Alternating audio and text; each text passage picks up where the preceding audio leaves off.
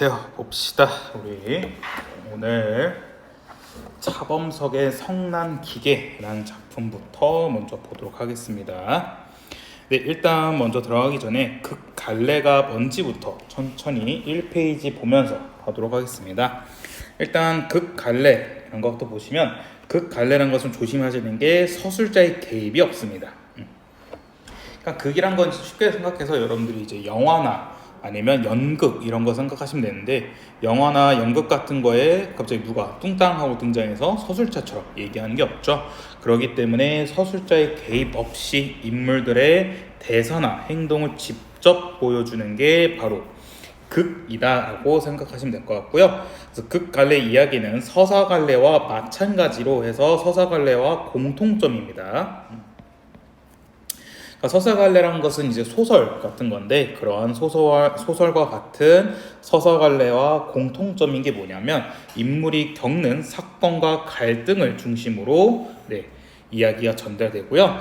마치 이를 눈앞에서 일어나는 것처럼 현재형으로 보여주는 게 큰 특징입니다.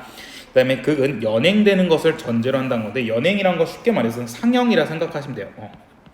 우리가 극갈래, 이제 그 문학을 쓰는 이유는 이 문학을 당연히 연극이나 영화, 시나리오 이런 걸로 보여주기 위해서 쓰는 거다 보니까, 그래서 극이라는 것은 연행, 상영되는 것을 전제로 하고요. 그 다음에 인물의 대사뿐만 아니라 그러니까 배경, 의상, 소품, 음악과 음향효과, 조명 등을 통해서 형상화된다 거 생각하시면 되는데, 이거는 얘네들 통해서도 분위기가 형성됩니다.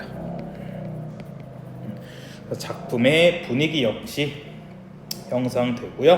그 다음에 또 하나 적어드리면, 좀 여기 이 말 연행되는 것을 전제로 하는 건 다른 말로 하면 무대에서의 공연을 전제한다 라고 볼 수 있고요. 그 다음 또 하나 추가되는 것은 시간적이고 공간적인 제약이 있다는 점. 그러니까 이제 극갈래라는 것은 갑자기 아침을 보여주고 또 이제 오스트리아라는 모습을 보여줬으면, 거기서 갑자기 이제 빈이 아니라 이탈리아로 옮기게 된다면 좀 힘들겠죠. 그러기 때문에 시간적 공간적 제약이 큰데, 이게 무슨 말이냐면 반대로 영화 같은 거는 그냥 오스트리아 찍다가 바로 이탈리아 찍는 장면을 확 보여주면 되고, 그다음 낮에 찍다가 이제 밤에 찍는 모습을 장면을 보여주면 되는 거기 때문에, 그래서 이제 극갈래라는 것은 시간적 공간적 제약이 크다는 거 꼭 한번 보시고 가셨으면 좋겠습니다. 그래서 밑에 이것만은 꼭 보시면, 극갈래는 서사갈래와 마찬가지로 인물이 겪는 사건과 갈등을 중심으로 이야기가 전개되는데 맞겠죠. 그다음 2번, 극갈래는 서사갈래와 달리 이야기를 전달하는 서술자가 없다라는 거 체크하시면 될 것 같습니다. 그래서 여기까지가 극갈래에 대한 내용이었고요. 그래서 우리는 이제 극갈래 대표적인 예작품인 차범석의 성난기계라는 작품 보도록 하겠습니다. 2페이지 가시면 성난기계입니다.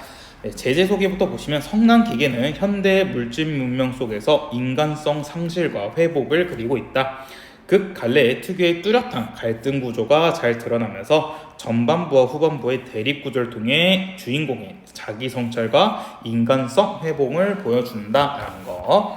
차범석의 성난기계에서 제일 문제가 많이 나오는 건 첫 번째로 서술상의 특징입니다.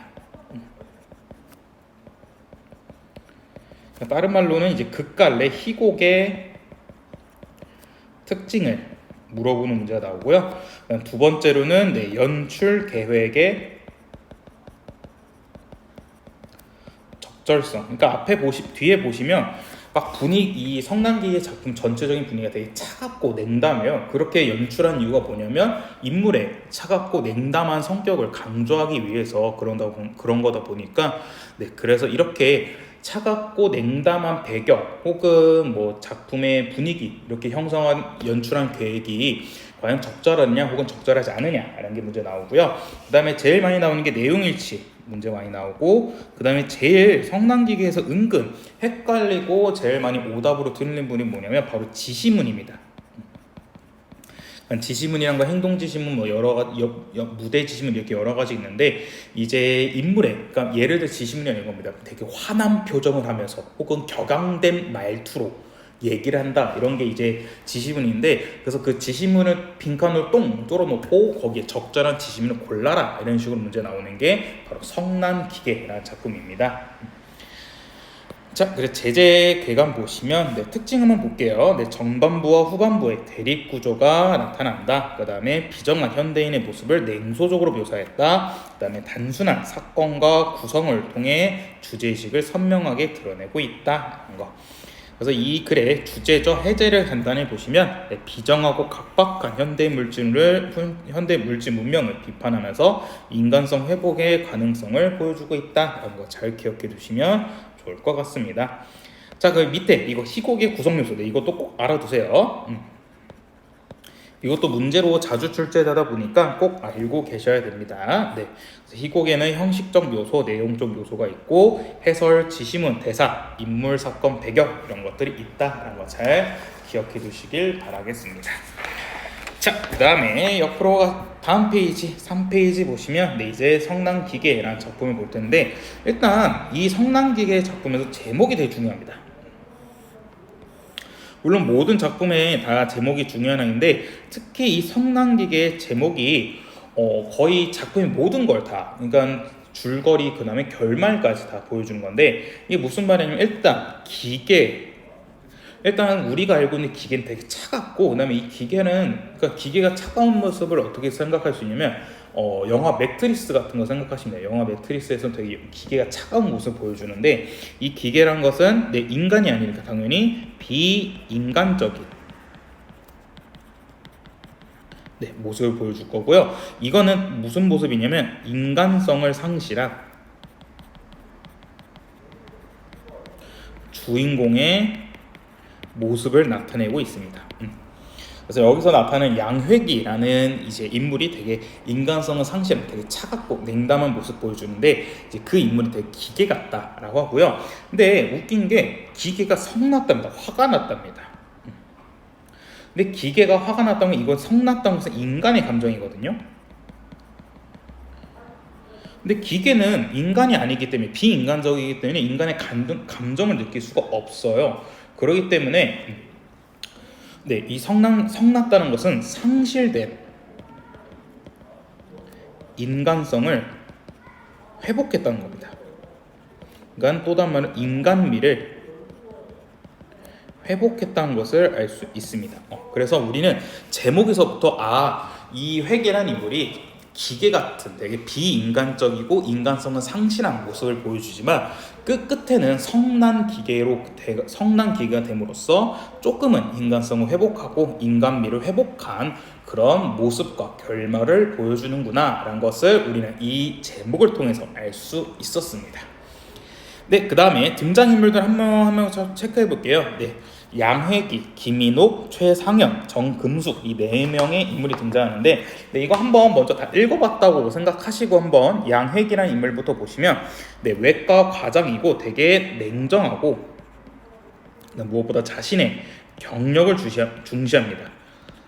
그렇기 때문에 이 회기라는 인물이 인옥의 수술을 조금 거절한 이유도 있었죠.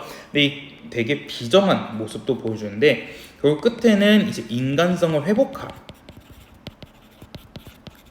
모습을 보여주거든요. 지금 보시면 회계라는 인물은 성격과 특징이 달라졌어요. 되게 초반에는 냉정하고 경력을 중시하고 비정한 모습을 보여줬다면 결국 끝에는 인옥의 수술을 해주면서 인간성을 회복한 모습을 보여주는데 이렇게 인물의 성격과 특징이 바뀌게 된 거, 그러니까 극 안에 이야기 속에서 이렇게 바뀌게 되는 게 바로 입체적 인물이다라고 합니다. 입체적 인물이란 것은 한 이야기 동안에 이제 인물의 성격이나 특징이 변화하는 건데 바로 회기라는 인물이 초반에는 되게 냉정하고 비정했지만 결국 끝에는 인옥의 수술을 하면서 조금 인간성을 회복한 모습을 보여주는 게 바로 회기의 특징이다라는 걸 볼 수 있고요. 인옥이라는 인물은 담배 공장 포장공으로서 되게 가족애가 깊은 인물이었죠. 그 다음에 생활력 역시 되게 높은 인물이었고요. 그냥 무엇보다 가족을 위해서 사는 삶이기 때문에 되게 희생적인 모습을 볼 수 있었지만, 또 하나 더, 그렇다 해서 완전히 그냥 포기하는 게 아니라 어떻게든 살아남아야 된다는 삶에 대한 애착을 보여주죠. 네, 이 점 잘 체크해 주시면 좋을 것 같습니다. 자, 그 다음에 뭐 상형과 금속은 이따 한번 다시 볼 거고요. 네, 이제 천천히 먼저 해설부터 보시면, 네, 때는 현대 늦가을입니다. 그래서 여기서 알 수 있는 게 바로 시간적 배경을 알 수 있고요. 곳에서 외과 과장실이다 라는 공간적 배경도 체크할 수 있습니다. 네, 이 무대에서 은근 문제에서 많이 나오는데 꼭 한번 천천히 보시면, 네, 땡땡 병원 폐외과 과장실 정면 벽 우측에는 밖으로 통하는 문이 있다 라고, 문의 5분의 1은 두꺼운 반투명 유리가 끼어 있고 검은 페인트로 과장실이라는 세 글자가 쓰여 있다라는데, 네, 검정색이 나왔습니다. 검정색이 되게 무채색으로서 단조로운 색깔이죠. 왜 이렇게 색깔을 찝냐면, 좀 더 한번 더 천천히 보도록 할게요. 일단 검은 페인트로 되어 있대요. 좌측에는 진찰용 침대와 흰 광목으로 된 칸막이 커튼입니다. 네, 흰 광목, 흰 것도 무채색이고 단조로운 색깔이죠. 커튼 좌편 벽에는 두 개의 유리창이 남쪽으로 향하여 있어 하마터면 음침하게 될 뻔한 이 방에 환한 빛을, 햇볕을 빨아들이고 있다라는데, 네, 이 부분이 너무 중요합니다. 특히 이 부분, 음침하게 될 뻔한 이 방에 환한 햇볕을 빨아들이고 있다라는 건데, 이 부분은 이 작품의 결말을 암시합니다. 그러니까 지금 앞에까지는 되게 검고 희고 되게 무채색이고 단조로운 색깔에 조금 이제 오히려 좀 보면 차갑고 냉정한 느낌, 분위기까지 나는데, 여기 이 분위기에 하마터면 음침할 뻔했지만 다행히도 환한 햇볕이 들어오고 있답니다. 결말을 암시하는데, 결국 이 말은 뭐냐면, 그 회계라는 인물이 계속해서 이렇게 차갑고 냉담할 뻔했지만, 하지만 음침할 뻔, 그 할 뻔에 그때 환한 햇빛을 딱 드리고 있다라고 해가지고, 이제 회계라는 인물이 인간성을 회복하는 모습, 결말을 암시하고 있는 부분이거든요. 그래서 이 부분을 통해서 이 작품은 긍정적인 결말을 보여주겠구나. 그 다음에 인간성 회복에 대한 희망을 암시하고 있구나 라는 거를 체크해 주시면 좋을 것 같습니다.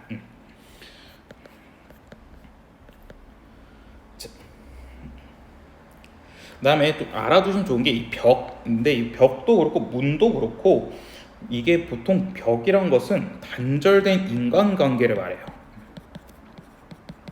그러니까 뭐 사람과 사람 사이에 소통이 잘 안 되거나 뭐 친하지 않으면 어색하고는 우리 사이에 벽이 있다 하잖아요. 그렇기 때문에 그 벽, 문학에서 벽이라는 것은 보통 좀 단절된 인간관계 혹은 인간성을 상실한 모습을 혹은 의미를 보여줍니다. 그렇기 때문에 이 벽, 인간성이 상실된 벽에 환한 햇빛이 드리고 있다는 걸 통해서 인간성 회복에 대한 희망을 보여주고 있다는 걸 체크할 수 있겠고요.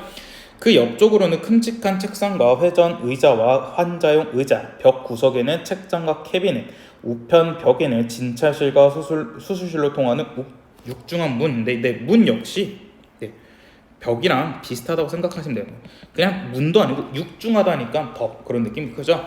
그래서 이 문과 정면 문 중간에 전임 간호사의 사무용 책상과 의자 줄줄줄 되어 있고요. 그 다음에 출입문 한 구석에는 흰 타일이 납니다. 네, 흰 것도 또 무채색이자 단조로운 거죠. 흰 타일로 된 세면대와 옷걸이가 붙어 있다. 따라서 이 방은 가벼운 진찰과 외래객의 응접과 연구를 겸한 과장의 사실이다 라고 하고 있습니다. 그래서 여기서 알 수 있는 게 되게 검고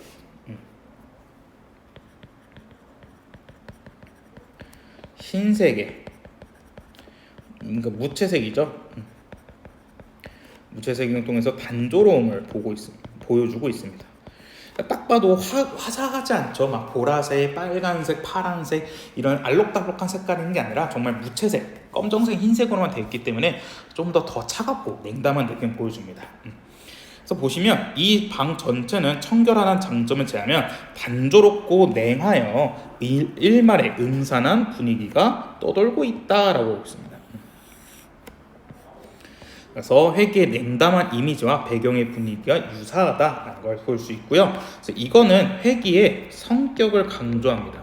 되게 차갑고 비정한 그런 성격을 강조하고요. 그래서 이 말은 또 다른 말로 인물과 배경의 조응이다 혹은 대응이다 라고 체크할 수 있습니다.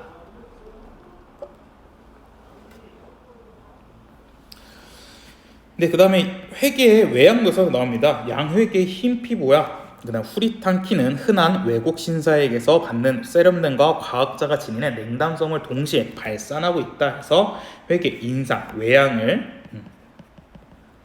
묘사해주고 있고요. 더 인간미가 없어 보이죠? 그리고 이제 인옥에 대한 얘기 나오는데 인옥은 비애보다는 차라리 어떤 신앙적인 절실한 욕망이 감돌고 있다. 근데 왜 그러냐? 가족의 생기를 위해서 어떻게든 병을 치료하고자 하는 인옥의 모습을 알 수 있습니다. 네, 앞부분의 줄거리 보시면 폐 전문 외과 의사인 양회기는 폐 질환을 앓고 있는 김희옥으로부터 수술을 요청받지만 병의 상태가 너무 심각하다면 거절한다. 왜 그러냐면 실패할 가능성이 높기 때문에 그래요. 그러니까 인옥은 가족의 생계를 위해서라도 꼭 살아야 한다면 수술을 간청하지만 회기는 수술 결과가 나쁠 경우 받을 원망과 책임감을 의식하여 인옥을 냉정하게 대한다는 거죠.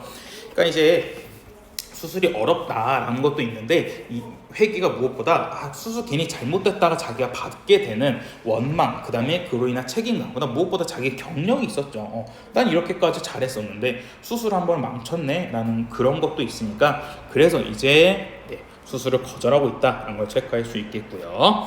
네, 그래서 4페이지 보시면 무대 배경과 인물 묘사 나와 있는데 이거 꼭 체크하시고요. 그래서 인물의 냉담한 이미지와 어울리는 배경 설정으로 인물의 성격을 강조하는 효과를 지닌다. 이게 하나의 어찌 보면 연출 계획이죠.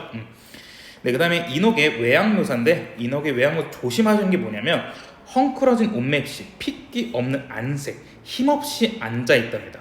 그럼 여기까지 보시면 인옥은 별로 살 생각이 없구나, 이렇게 살 의지가 없겠구나 할 수 있는데 중요한 게 바로 이거예요.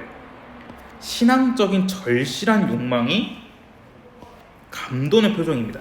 그러니까 인옥은 이렇게까지 되게 핏기도 없고 헝클어지고 힘없이 앉아있지만 누구보다 더 살고 싶은 욕망이 큰 거예요. 왜? 가족의 생계를 위해서. 그렇기 때문에 꼭 조심하셔야 하는 게 인옥은 죽음의 위기에 있으나 살고자 하는 의지가 엄청나게 강한 인물이다라는 거. 이거 내용 일치 문제로 종종 나오거든요. 그래서 꼭 조심하세요. 인옥은 살고자 하는 의지가 매우 강한 인물입니다. 자, 그 다음 페이지 5페이지 보도록 할게요. 인옥이 선생님 조소하는 태도는 써있듯이 조금 빈정거리는 엽신어기는 태도인데 이렇게 가로쳐 있는 부분 이런 거 조심하셔야 됩니다. 이게 바로 지시문이거든요. 그래서 여기 빈칸을 뚫어놓고 이제 그에 대한 어울리는 지시문을 찾아라 라고 나오니까 꼭 기억해 두세요.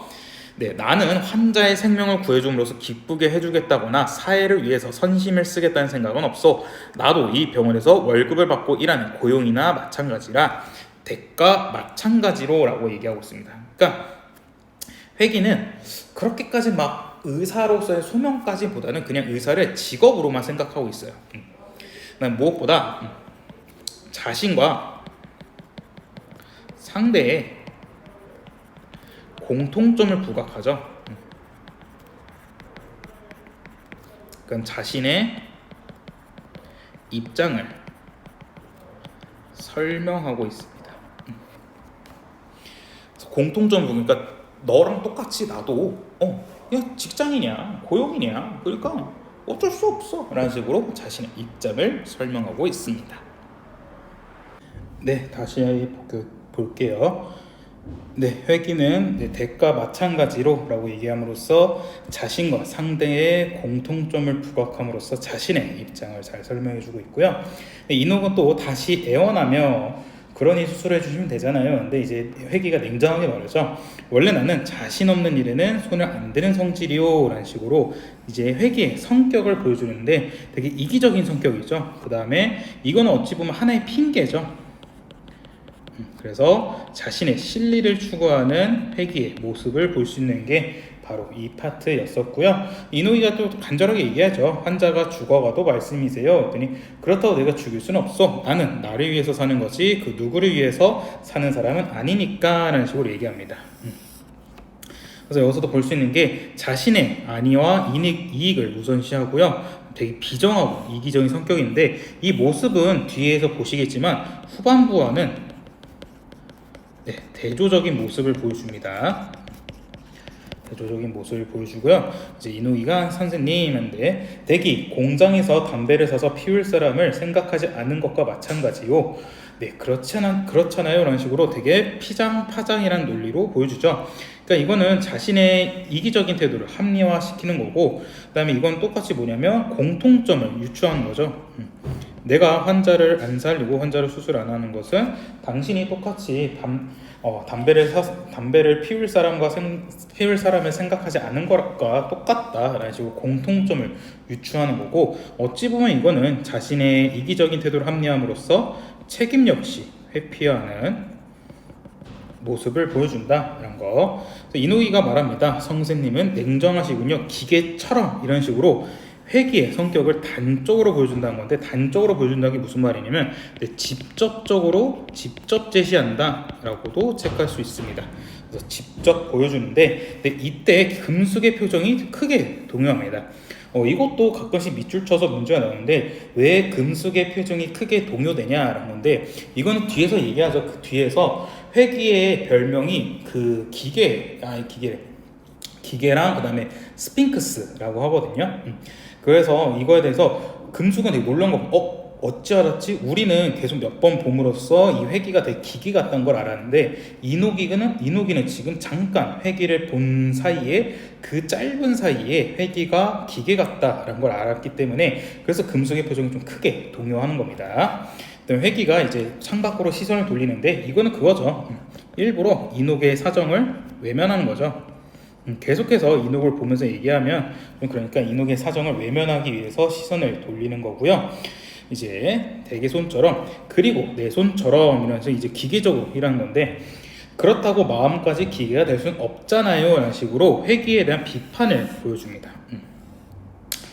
그래서 내 손이지만 제 마음은 언제나 어린 것들을 생각하고 나를 생각했어요. 그래서 여기서 알 수 있는 게 이녹이 수술을 받고자 하는 이유를 알 수 있죠. 그러니까 자기 자신만을 위한 게 아니라 이제 아이들, 자기의 자식들이 자라기 위해서 혹은 살기 위해서는 자기가 열심히 살아서 일을 해야 되는 거기 때문에 그래서 이제 이녹이 수술을 받고자 하는 이유가 나왔고요. 회기가 살짝 감동합니다. 여기서 조금 동요가 돼요. 동요되는데 동정심이 생기는 거죠. 아이? 단순하게 자기가 살기 위해서 그럴 줄 알았는데 아이들을 위해서 이렇게 해야 된다고 하면서 살짝 감동하면서 심적 동요가 일어나는데, 내 얘기가 좀 지나쳤는지는 모르겠지만 그래서 조금 이제 반응이 좀 수그러들었죠. 그게 이제 동정심을 느끼면서 미안함을 느끼고 있는 겁니다. 내 이야기가 좀 지나쳤는지 모르겠지만 나는 결코 댁이 죽어도 좋다는 것은 아닙니다. 그 대신 좋은 약을 소개해 드릴 테니까 써보세요 라는데, 이 좋은 약이란 거는 임시 방편이죠. 그러니까 지금 이녹은 수술을 받아야 살 수 있는데 약이란 것은 그냥 임시 방편으로서 어찌어찌 그냥 하루하루 겨우 늘려가는 정도지, 이거는 완벽한 근본적인 해결책이 아니다라는 건데, 그걸 이제 이녹이 어떻게 말하냐면 알맹이는 어찌되었든 포장만 그럴싸하게 꿈이란 말이겠군요. 그래서 이 좋은 약이란 것은 근본적인 치료가 아니란 거죠. 근본적인 치료가 아니고 이거는 임시 방편이다라는 겁니다. 그래서 여기서 회기를 또다시 비판하죠.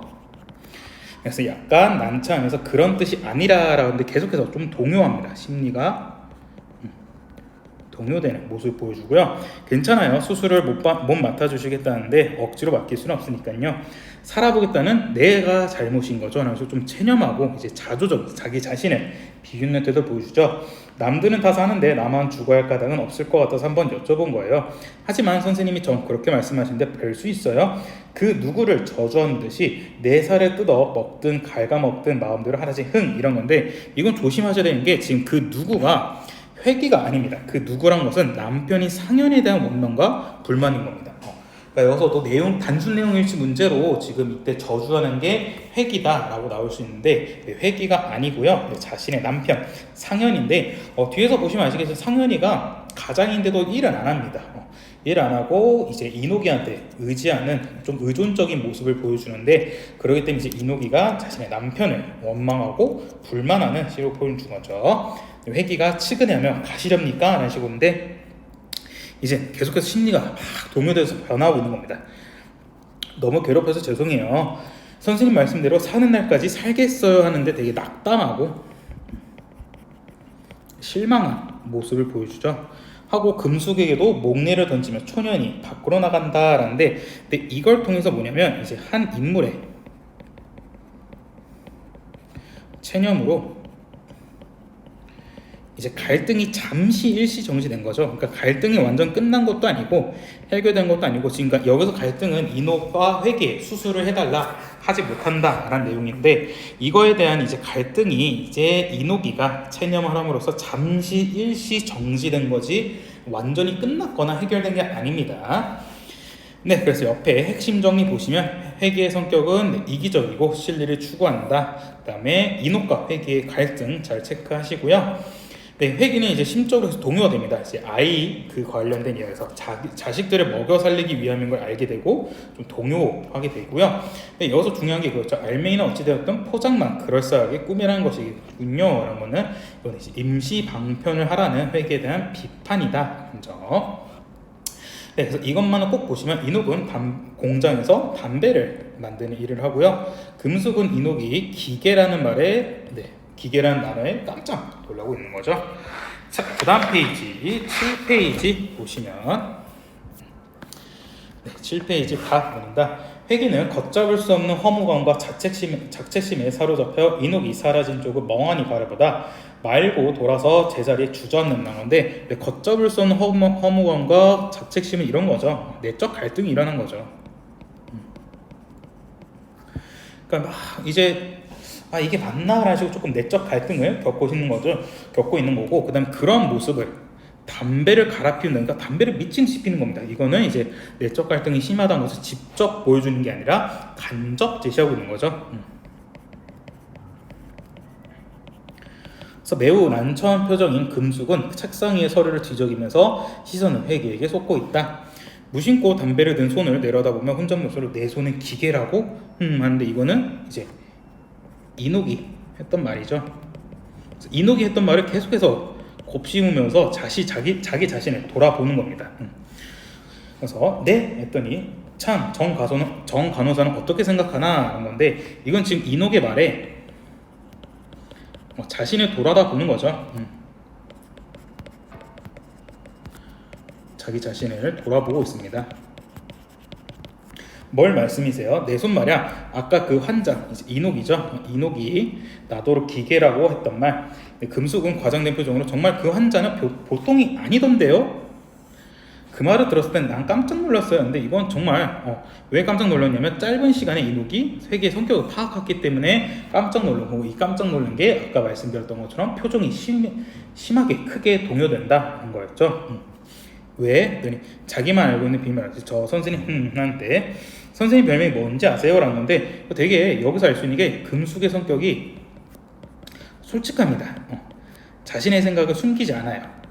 보통 일반의 사람이었으면 조금 별로 말 안 할 법한데, 어찌 보면 금숙이 회계의 상사인데 상사의 별명을 이렇게 말한다는 거니까 자신의 생각을 숨기지 않는 건데, 아니 내게도 별명이 있나? 하는데 이제 회계는 자신의 별명이 뭔지 모르고 있었던 거죠. 모르고 있었다.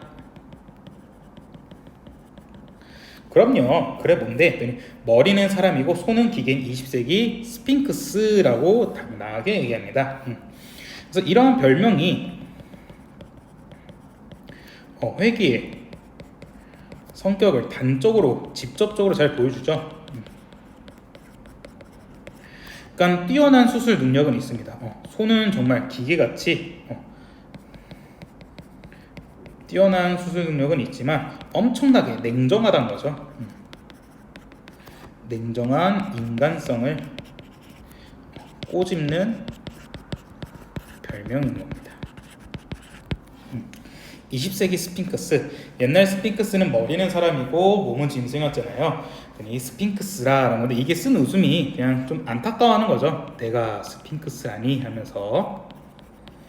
그러니 아까 그 환자가 하는 말은 선생님의 별명을 알고 나오는 눈치 아니에요? 내가 스핑크스처럼 괴상하게 생겼나? 원 선생님도 스핑크스의 장점만을 들어서 지은 이름인걸요 하는데 이거는 회기를 위로하는 거죠. 너무 그러지 마세요 라는 식으로 회기를 위로하고 있는 게 바로 장점만을 들어서 지은 이름이다 하고 있습니다.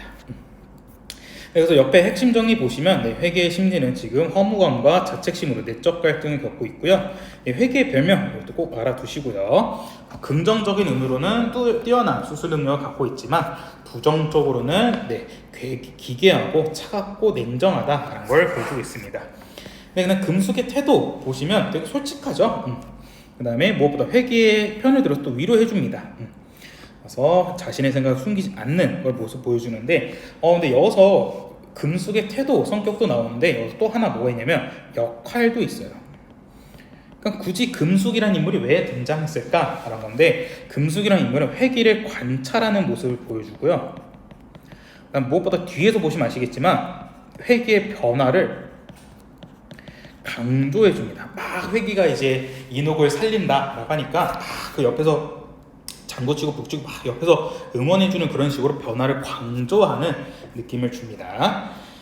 이것만은 꼭 보시면 금숙은 회계에게 인옥의 수술을 냉정하게 거절해서 놀랐다고 이야기한 게 아니었죠. 오히려 인옥이 그 별명을 알아내서 그래서 깜짝 놀랐던 거였고 회기는 인옥이 한 기계라고 하는 말에 자신의 행동을 돌아보고 있고요. 회기는 자신의 별명을 되게 씁쓸해하고 있죠. 자, 그 다음 페이지 9페이지 보도록 하겠습니다. 그래서 여기 앞에까지가 전반부였고요. 여기 이제 중략 부분부터는 후반부가 시작됩니다. 여기서부터는 이제 후반부가 시작되는데 이제 인옥의 남편이 등장합니다. 얼마 후 인옥의 남편인 상현이 회기를 찾아온다. 그는 회기가 인옥의 수술을 거절했다는 말에 안심하면서 성공 가능성이 낮은 수술을 하기에는 돈이 많이 든다며 아내 폐수술을 해주지 말 것을 거듭 당부한다라고 했습니다. 그러니까 지금 인옥의 수술을 반대하는 이유가 뭐냐면 첫 번째로 돈이 많이 든다는 겁니다. 그럼 돈이 많이 들면 성공 가능성이 높냐? 아니다. 성공 가능성도 낮은데 돈도 많이 드니까 그래서 수술을 안 했으면 좋겠다라고 하는 거죠. 회기가 부인을 미워하나요? 했더니 무슨 소용이 있겠습니까? 나와 어린 것들은 벌써 오래전부터 그 덕으로 살아왔던 겁니다. 그래서 이제 상현이라는 인물은 이제 생계를 책임진 게 아니라 인옥이 실질적으로 가정을 책임져 왔다라는 걸 알 수 있죠. 그러나 선생님께서 수술을 반대하신 이유를 나는 이해할 수가 없는데요 하고 있습니다. 그러니까 왜 수술을 반대하는 거지? 그러니까 상현이 수술을 반대하는 이유를 납득할 수 없는 겁니다. 아니 왜? 이런 식으로.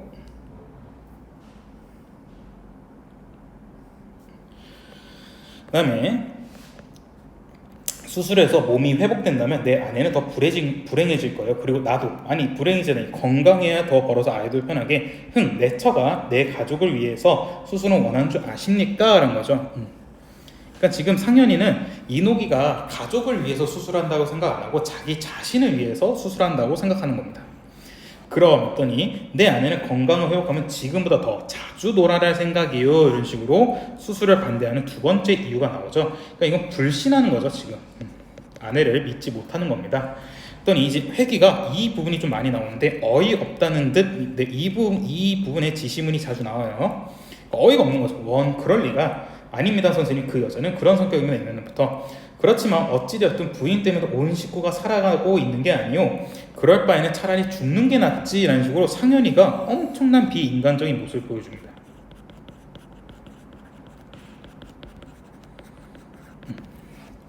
그러니까 누가 말이요, 아내는 항상 나를 무능하다고 빈정대지만 그렇지만 나는 그런 아내에게 대해서 한마디 대꾸도 못하는 바보였죠. 왜 그런지 아십니까, 선생님? 근데 이제 여기서는 뭐였냐면, 지금 아내가 자기를 무능하다고 빈정대는 것을 직접적으로 보여준 게 아니라 대사를 통해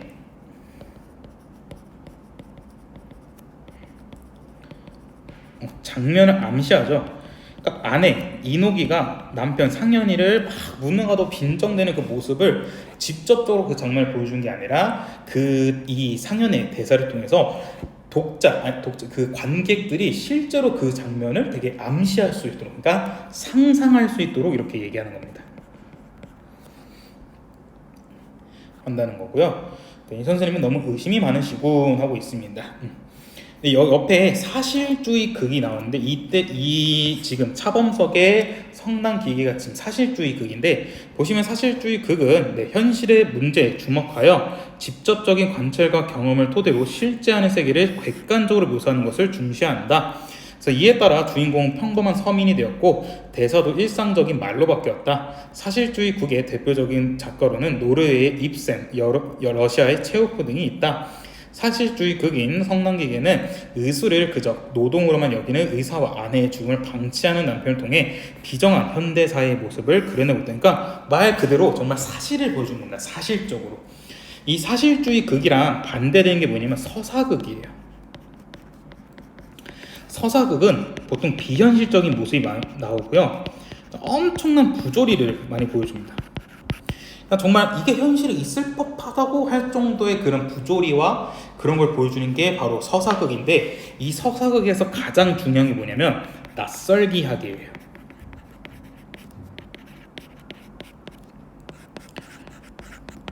그러니까 너무나도 비현실적이고 너무나도 이제 현실이 있을 법하지 않은 구조이기 때문에 이거에 관객들이 계속 보면서 몰입하지 않도록 하는 겁니다. 왜냐하면 몰입하게 되면 너무 감정 소비가 크게 되니까 이 몰입을 깨기 위해서 갑자기 엄청나게 이 관객이 알려준 거죠. 야, 이건 현실이 아니야, 이건 연극이야, 이런 식으로 갑자기 막 몰입하고 있는데 낯설게 함으로써 그 몰입을 확 깨게 하는 게 바로 서사극의 낯설기 하기 기법입니다.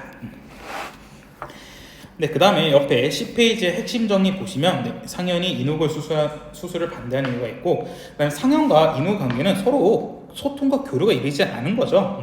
그러니까 이야기 서로 얘기를 많이 안 했으니까 서로 이렇게 불신도 생긴 거고 그렇게 된 거죠.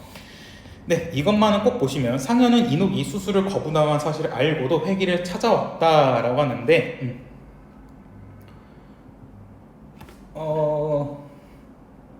아니죠. 여기서는 이제 찾아오고 나서 알았죠. 그렇기 때문에 X이고요. 2번, 상현은 인혹이 수술을 원한 이유가 인혹을 위한 것이다. 그 다음에 인혹은 실질적으로 가게를 부양하고 있는 거고요. 그다음에 상현은 돈이 많이 든다는 이유로 반대를 한다 라는 거. 자, 그 다음 페이지 11페이지입니다. 이제 하강입니다. 이제 슬슬 결말부로 달아가는데, 내가요 천만에 난 지금까지 한 번도 의심하지 않았죠. 도리어 알고도 모르는 척 했을 뿐입니다. 내가 알기엔 부인께서는 가족을 위해서 수술을 받아야겠다고 한사코 고집하는 것을, 아닙니다. 그건 그렇지만 내버려두면 부인께서 어떻게 된다는 건 아시죠? 라는 겁니다. 수술을 안 받으면 어떻게 되는 거 아시죠? 그러니까 이놈은 죽게 될 거야 라는 건데, 별 수 없죠. 죽고 사는 것은 인력으로 막을 수 없으니까요 하고 있습니다. 되게 죽음을 방관하는 비인간적인 태도를 보임으로써 이 말을 듣고 회기가 자신의 인간성을 회복하게 됩니다. 회기가 인간성을 회복하게 만드는 말이 바로 이 말이다. 뭉클 불쾌감이 솟습니다. 이제 조금 상현의 비인간적인 태도에 거부감이 든 건데, 아니 그러면 부인이 죽어도 괜찮단 말이오 라는 식으로 불쾌감과 관련된 회개의 심리를 보여주고 있고요. 어차피 죽을 몫이라면 그대로 주는 게 낫겠죠. 그 돈이 있으면 나와 어린 것들이 살아날 수 있으니까요 라는 식으로 아내의 생명보다는 돈을 중시하는 되게 비정함을 보여주죠. 또 노골적으로 분노를 터뜨리며, 그건 너무 심하지 않소? 그랬더니 심한 건 내 아내죠. 그 병이 어떤 병이라고 수술합니까? 그것도 꽁으로 공짜로 하는 것도 아니고 하면 모르지만 돈 쓰고 저 죽고 나면 자기가 죽고 나면 남은 우리들은 어떻게 살아가라고 선생님 그러니 나는 이런 식으로 상연의 이기적인 태도를 보여주고요. 네, 이 말 역시 회계의 인간성을 회복하게 만듭니다.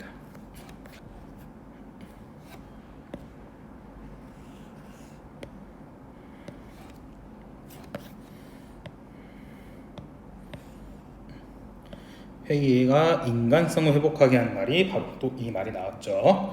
그랬더니 이제 회계가 그건 살인이나 다름없소 라는 식으로 이제 회계의 인간성이 회복됩니다.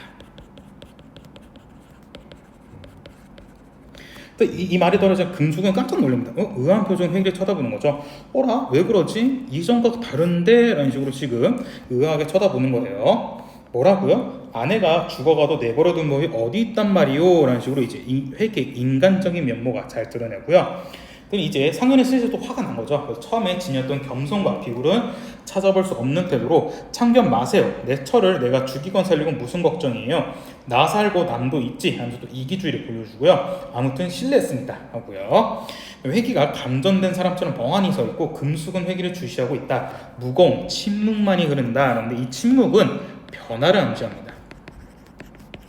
그러니까 극이나 노래 같은 거 보시더라도 노래가 그냥 빠바바밤 하다가 한번 침묵이 샥 하다음에 딴따라나 딴따 이런 식으로 막 변화가 있으려면 그 중간에 침묵이 한번 들어가야 되거든요. 그렇처럼 지금 여기서 침묵이 흐른 이유는 이제 회기의 변화를 암시하고 있는 겁니다.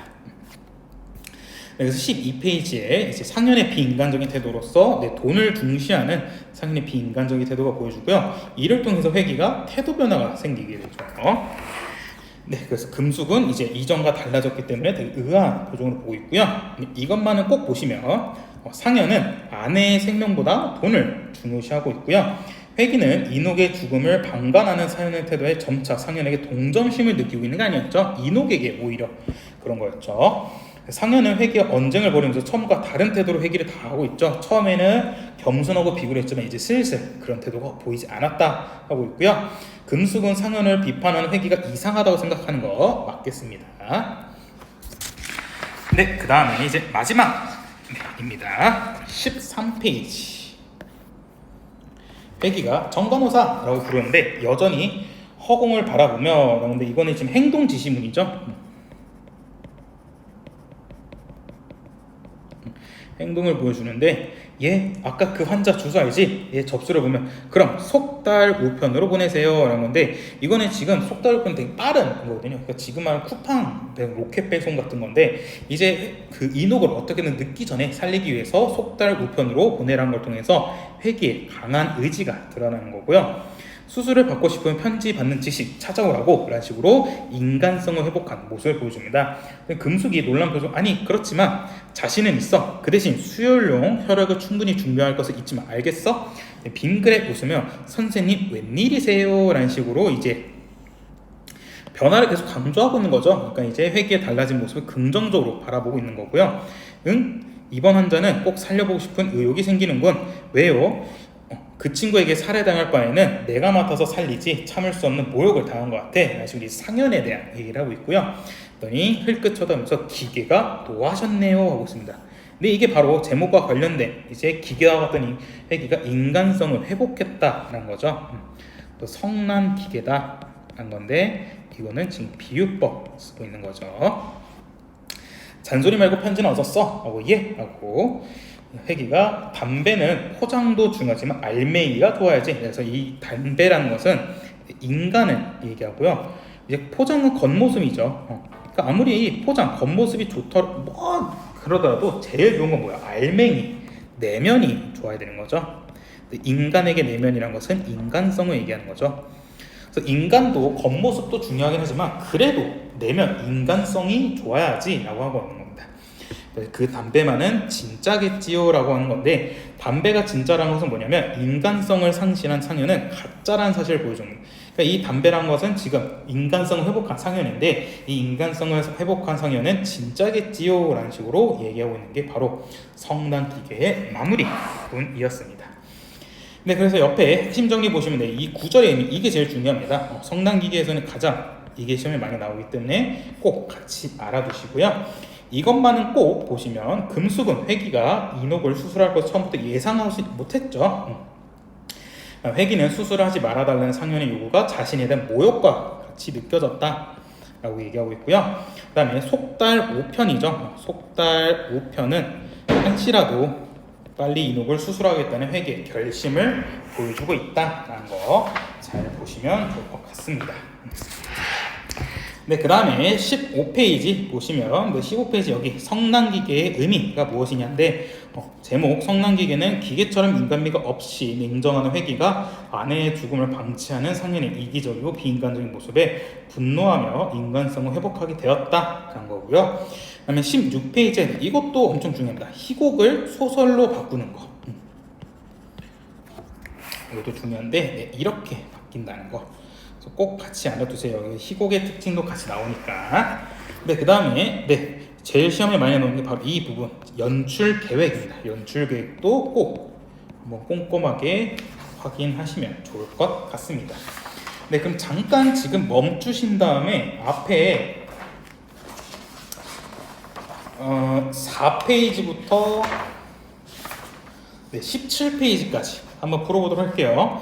그러니까 바로 해설 강의 듣지 마시고요. 잠깐 멈추시고 4페이지부터 17페이지까지 풀고 네, 보도록 하겠습니다.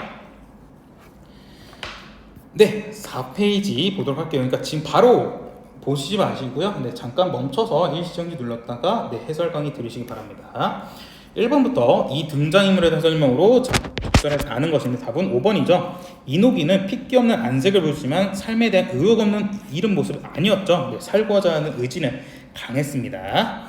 그 다음에 2번 적절하지 않은 것은 답은 5번이었습니다.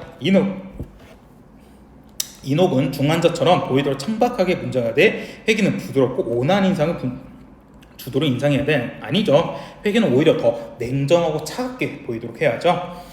3번 네, 적절하지 않은 것 답은 3번이었습니다. 회기는 수술 결과에 대한 의사로서의 책임감을 고려하지 않는다가 아니죠. 고려하죠. 원망을 들은 것도 고마워하고요. 그 다음 책임감도 의식하고 있죠. 그럼 4번 기억부터 미음을 활용하여 만든 문장은 적절하지 않은 것은 답은 1번이었습니다. 기억의 통하다 같은 경우는 뭐냐면 어떤 곳으로 이어지다입니다. 근데 여기서 말하는 통하다 같은 경우에는 어떠한 자격이나 이름으로 알려지거나 불리다 라는 뜻입니다.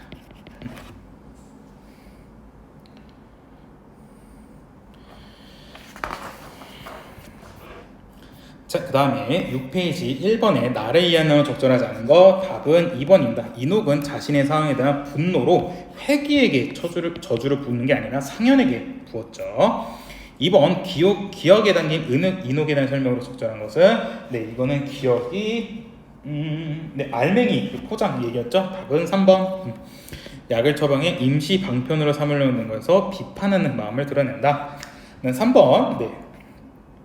이제 논리적 오류 중 하나로 피장, 파장이라는 오류가 있다. 피장, 파장은 서로 낮고 못함이 없음, 즉 상대편과 같은 행동을 하여 서로 같은 처지나 경우가 됨을 이루는 말이다.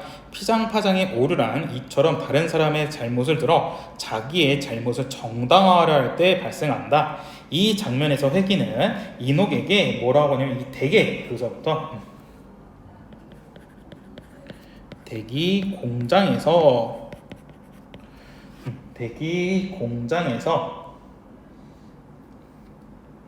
하는 것부터 이치지오가 아시죠? 대기 공장에서 담배를 사서 피울 사람을 생각하지 않는 것과 마찬가지 이치지오라고 하고 있죠. 답은 이거 체크하시면 될 것 같고요. 자, 그 다음에 8페이지 1번에 다의 내용과 일치하지 않는 것은 답은 3번입니다. 금숙은 이녹이 회계의 별명을 알고 있다고 확신하지 않았죠. 그렇기 때문에 깜짝 놀랐던 거고. 2번 네, 기억의 원인인데 기억 같은 경우에는 이제 자책심과 허무감을 느끼는 건데 답은 3번이죠. 2번이죠. 네, 나는 하자의 건강을 가장 우선적으로 배려하겠다. 근데 지금 회기는 그러지 않았기 때문에 그런 거고. 3번 니은에 대한 이해로 가장 적절하지 않은 것인데 답은 3번이죠. 스핑크스의 장점을 들어 회기 안에 잠재된 인간미를 부각하는 별명이 아니었죠. 자, 그 다음에 10페이지 1번에 상현에 대한 이해로 적절하지 않은 것 답은 5번이었습니다. 남편으로서 이노에게만 가정의 생계를 책임지게 한 것에 대해서 내심 미안해하고 있지 않죠. 2번 상현에 대한 회계 태도를 이해하는 적절하지 않은 것 답은 4번. 상현은 이녹을 의심하는 근본적인 원인이 무엇인지 궁금해하고 있다라는 건데 이런 거 뭐 왜 그렇게 하지는 않죠. 3번 기억의 이유로 축적한 것은 기억이 네, 아내는 나를 항상 무능하다 빈정대지만 그런 거였는데 답은 3번이었죠. 경제적 무능력 때문에 열등감을 느끼고 있다라는 거. 네, 수술을 반대하는 이유 두 가지는 그거였죠. 일단 제일 첫 번째 돈이 많이 든다. 두 번째는 아마 수술하고 나아지면 지금보다 더 자주 놀아날 생각이 있다라는 거죠.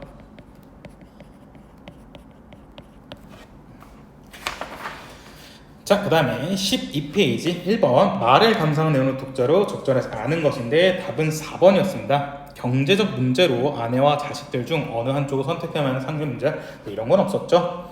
2번 말을 연극으로 사용할 때 연출자의 지시사항을 적절하지 않은 것 답은 4번. 상현이 떠난 후 회기는 상현이 떠난 자리를 보려면 분노가 깊어지는 것은 아니었죠. 분노까지는 아니었고 그냥 충격받은 거였었죠. 3번 기억의 이유로 가장 적절한 것인데 답은 4번. 회기가 이녹의 수술에 대해 이전과 같은 다른 입장을 보였기 때문에 이런 거였고, 그 다음에 회기가 A에 드러난 상현의 태도를 평가한 말은 내 살인이라 했었죠. 그자에게 살인당할 바에는 내가 하겠어 식으로 하고 있는 게 있고요. 그다음 14페이지 1번 바의 내용과 일치하지 않는 것은 답은 5번이었죠.